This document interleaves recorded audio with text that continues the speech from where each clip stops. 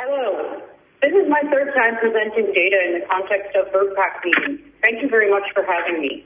The last time I presented on October 26, 2021, the advisory committee voting members voted 16-0 with one abstention on injecting 5 to 11-year-old children across the United States with COVID-19 products. It felt statistically implausible for the voting to be skewed 100% in one direction, and with all due respect, I was left feeling as though I had just spent my time going through an inconsequential exercise rather than a meaningful democratic process. I decided to speak again today, however, because even though I have very little faith in the system, I still do have faith in people. I have no conflict of interest to declare. Slide 3. In preparation for my 3-minute presentation today, I read the event materials at the bottom of the FDA online site where the announcement for this meeting is posted. Listed in the event materials, there are 2 PDF files posted and available for download that came to my attention. One is entitled Waiver to Allow Participation in an FDA Advisory Committee, and the other, U.S. FDA Advisory Committee Member Acknowledgement of Financial Interest. At least one of the Advisory Committee temporary voting members sitting before us today is in fact conflicted financially. That voting member has identified a personal financial interest as well as financial interest of his employer, which can be affected by the particular matter before the committee. The latter financial interests are imputed to him under the Federal Conflict of Interest Statute 18 U.S.C. subsection 208.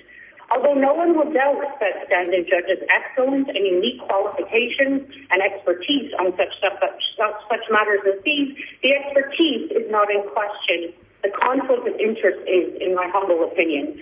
The waiver that allows him to be a temporary voting member today was based partially on the fact that, quote, it would be impossible to replace him. I do not believe this to be true. There are certainly many excellent and exceedingly qualified experts able to serve as a temporary voting member who are not financially conflicted.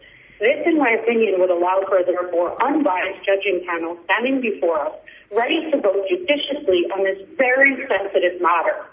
In my opinion, in order to honor fiduciary responsibility, it should never be the case that expertise can be used as the reason to waive a conflict of interest, financial or otherwise. A conflict of interest, by definition, means that judgment or decisions could very well be compromised by the conflict, which is why our government agencies regulate them. If a yes vote means personal and professional financial gain, then why wouldn't one vote yes? I believe that precisely because of the sensitivity of this subject matter, that it is not serving the public to have conflicted parties as voting members.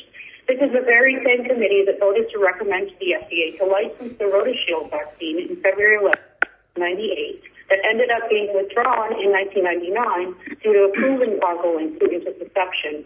Slide 2. My original intention today was to present an update on adverse event data from the VAERS government database to show that the rates of reporting are not decreasing. In fact, they are continuing to increase in the context of the COVID-19 injectable product. I will simply leave you with the summary slide. Thank you very much for your time again.